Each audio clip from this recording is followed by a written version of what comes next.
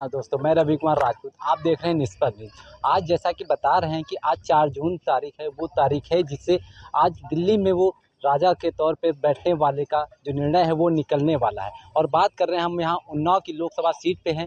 यहाँ पे जो जीत है वो साक्षी महाराज को प्राप्त हो चुकी हो और उनके सामने जो अनु टंडन थी उन्होंने कड़ा ही प्रतिष्ठा के रूप में दिया है। जो बात हमारे पीछे हैं, कई सारे लोग हैं, हम उनसे भी बात करेंगे कि साक्षी महाराज को जो पुनः हैट्रिक कप लगाई है उसके बारे में क्या बोलना चाह रहे हैं। दादा, क्या लग रहा है? सबसे पहले तो आप लोग कार्यकर्ता हैं, सभी लोगों को बधाइयाँ देना चाहता हूँ कि साक्षी महाराज ने हैट्रिक लगा दी है। हैट्रिक की पूरे जनपद को और जनपद के समस्त मतदाताओं समर्थकों को हृदय की गहराइयों से अभिनंदन है, वंदन है। तीसरी बार जो है महाराज जी अथक प्रयास से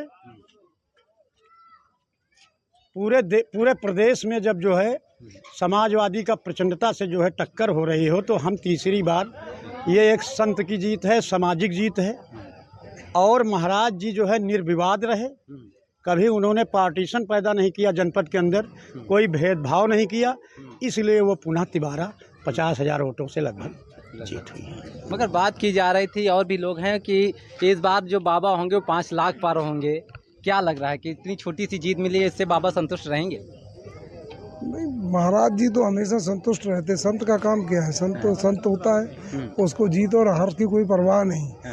वो जनता का प्यार और आशीर्वाद है, जो जैसा उसको उचित लगा वैसा किया। महाराज जी तो सभी के लिए एक जैसे ही हैं, सबके लिए एक जैसा काम करते हैं। उन्होंने कभी किसी के साथ कोई भेदभाव नहीं किया, कभी कोई उन्हें किसी से कोई द्वेष नहीं है। चाहे जो उनके पास आया, जैसा बन सका उसकी उन्होंने सेवा की।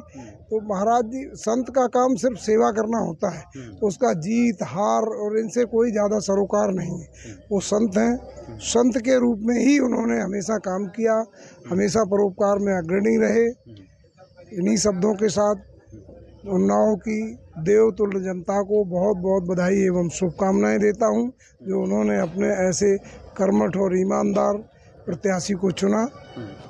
मैं माननीय सांसद साक्षी जी महाराज का चुनाव प्रभारी सुवर्ण सिंह राजपूत 7वीं बार चुनाव लड़ा रहा हूँ यहाँ से। क्या लग रहा है कि आप उनके साथ रहे, 7 बार लगातार सांसद के पद पे आए हैं, क्या लग रहा है इस बार के केंद्रीय मंत्री के रूप में आ सकते हैं? बिल्कुल। अगर बीजेपी ओबीसी और एससी की अनदेखी करेगी तो जो आज स्थिति है इससे ज्यादा विकट स्थिति होगी। इसमें मुझे कहने में कोई दो राय नहीं, ना कोई सरकार। अगर बीजेपी सरकार अपने कारनामों में थोड़ा बहुत बदलाव नहीं करेगी, ओबीसी एससी की अनदेखी करेगी, तो आगे आने वाला समय बहुत कठिन है बीजेपी के लिए। जिसकी आबादी 82% है, उसको हाशिए पे ले जाके अगर तुम खड़ा कर दोगे तो ये सब कुछ अब चलने वाला नहीं है, क्योंकि जनता पढ़ी लिखी है और समझदार भी हो गई।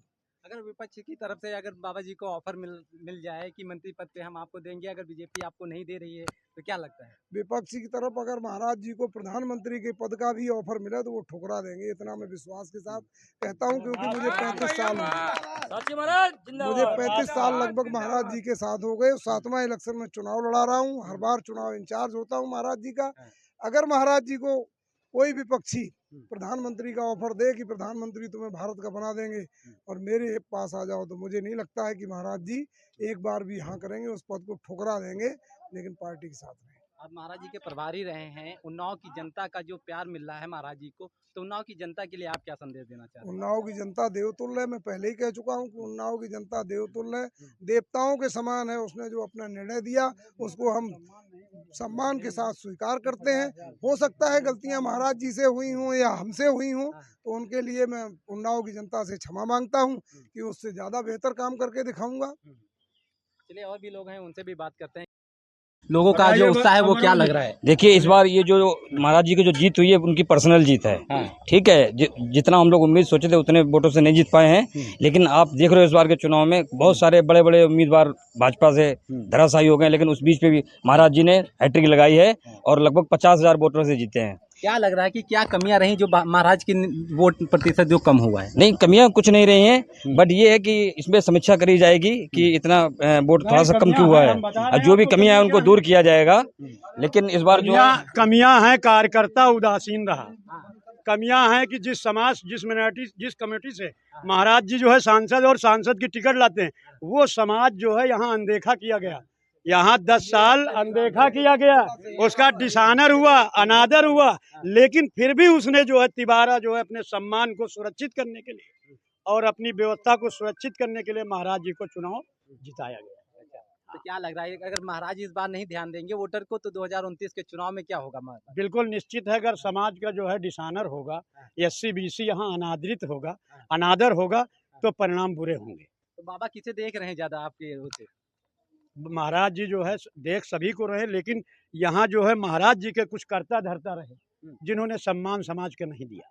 हाँ, उन्होंने, महाराज जी की कोई कमी नहीं, ये जो कार्यकर्ता रहे ये बड़े जो है अनादर करते रहे समाज का। हाँ, उनके प्रूफ हैं जो अनादर करके बेचारे जो है ढकेल करके भगाए गए। जैसा कि आप लोग पहले ये बोलते थे कि 5 लाख पार, 5 हम लाख लोग पार, नहीं क्या बोले ना हुआ? महाराज, महाराज जी हम लोग नहीं बोले, उन्नाव की जनता बोलती रही, हम लोग कभी नहीं।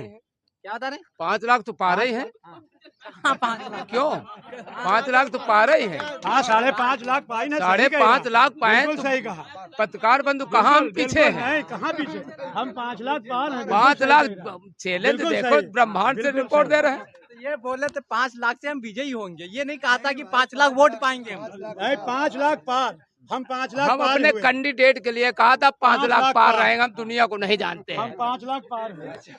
बिल्कुल कि देख रहे हैं उनकी भी बात कहना है। एक नवयुवक भाई हैं, क्या लग रहा है इस बात का चुनाव जो हुआ है, जिस तरीके से कट्टर चुनाव हुआ है, एक तरीके से अन्नू टंडन भी बहुत संघर्ष कर रही थी, फिर भी बाबा को अंतिम में विजयी मिली। देखिए, यहाँ किसी अन्नू टंडन की टक्कर नहीं थी।